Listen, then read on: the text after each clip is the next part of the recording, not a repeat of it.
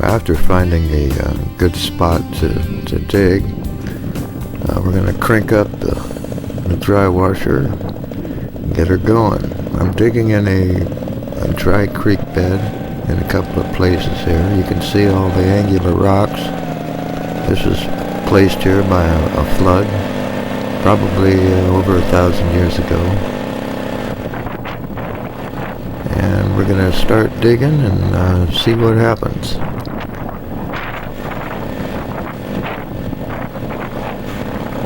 You notice that all the fine soil transfers through the grizzly and all the heavy rocks fall off the back.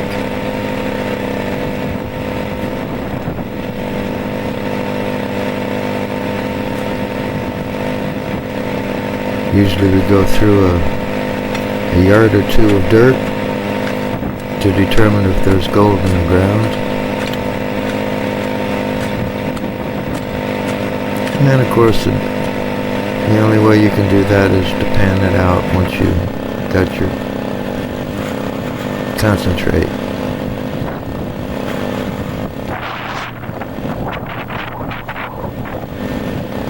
And of course, digging is always the hard part of this job.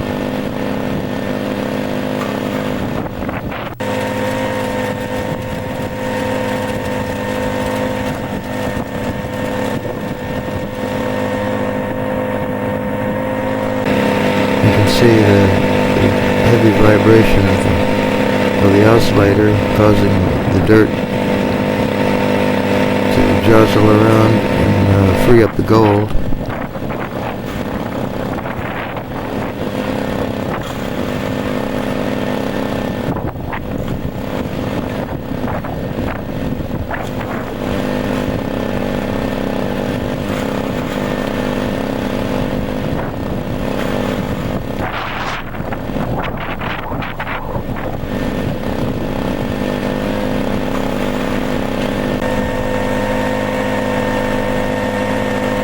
Keeping it in heavy-duty suspension. All the heavy material gets caught behind the ripples.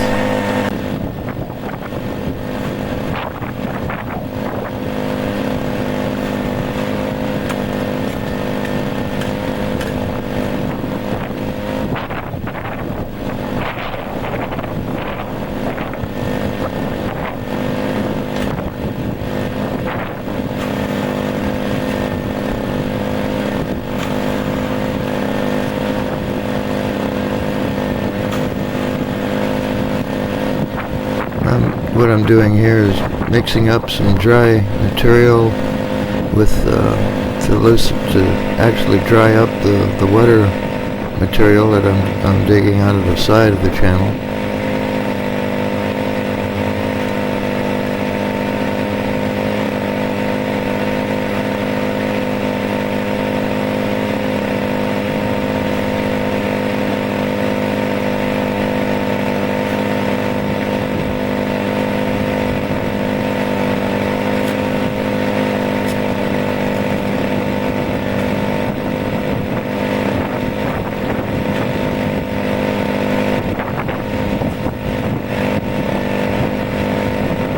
And if you're looking for good exercise and fresh air, this is the way to do it.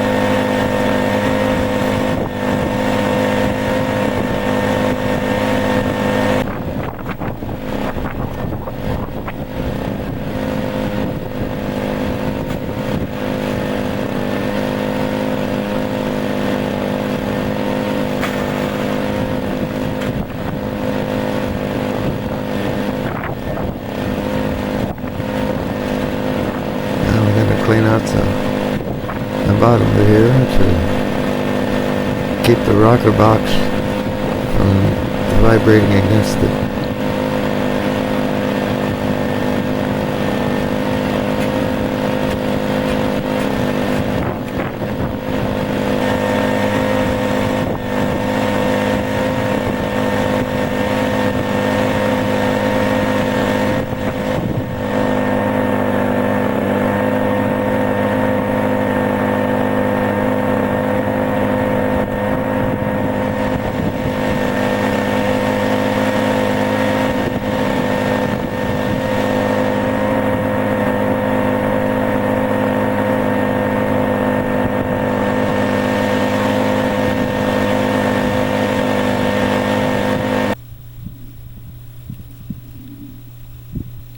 You can see here the heavy-duty oscillator. I'm actually using a skate wheel as a bearing, and a heavy-duty oscillator that's eccentric. It really shakes it. Emptying the riffle tray now, very carefully, not to spill it. You can actually see through the riffle tray. You can see the cloth there behind it, and allows all the air to blow through.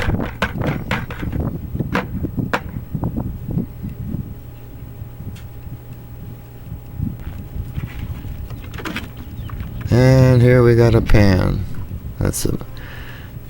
No matter whether you're panning or sluicing or dredging or dry washing, this is the final effort to separate the gold.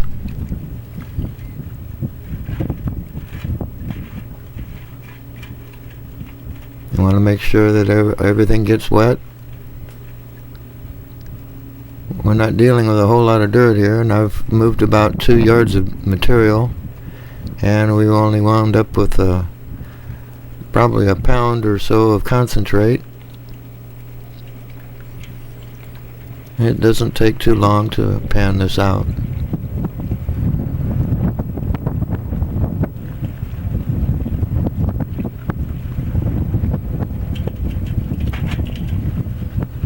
This area has a lot of shooters up there, so there's a lot of lead in the ground, a lot of bullet casings, and shrapnel, cartridges. Using a metal detector is almost useless unless you're looking for lead. Now already you can see all the black sand I've found.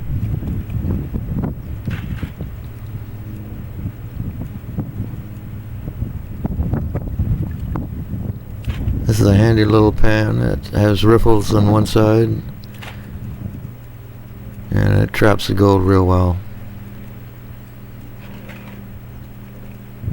Getting down now to almost total black sand.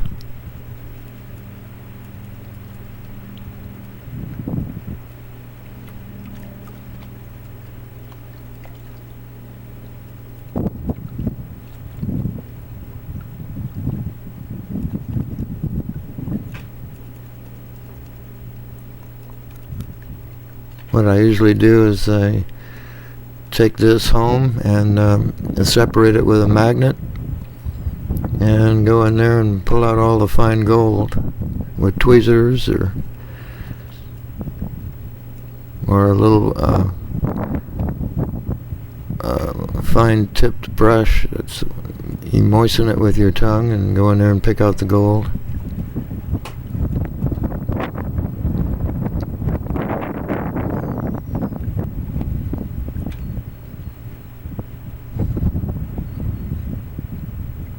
Yeah, there's some bullet fragments in there.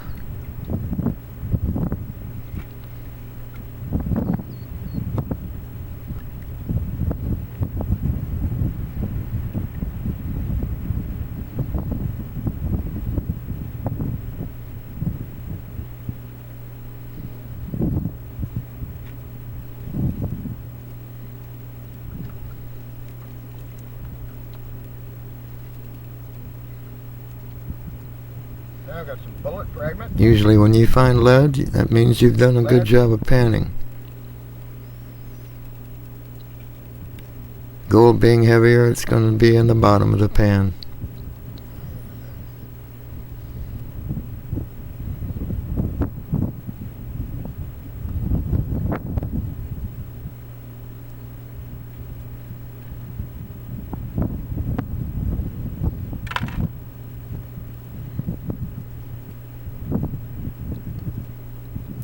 Sometimes you find things that you can't figure out what they are, and a lot of times gold is coated black with varnish, with a desert varnish.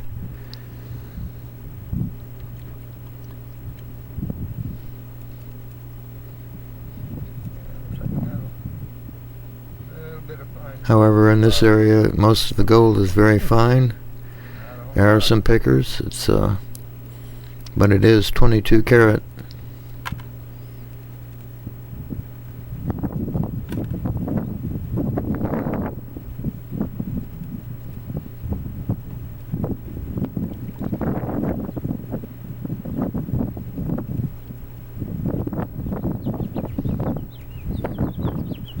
This was a trial run to see if there was gold in this area, because I've never been there before. And fortunately I did find some, so I'm going to go back and see what I can do on a 3-day trip. A little gold in the pan there. This is about maybe $10, $12 worth of gold. All for about 20 minutes worth of work. Here's my dry washer. It was hand built by me. Weighs about 17 pounds. Comes apart. You can see there the turbine that transfers the energy to the oscillator, and it all goes together in a little box.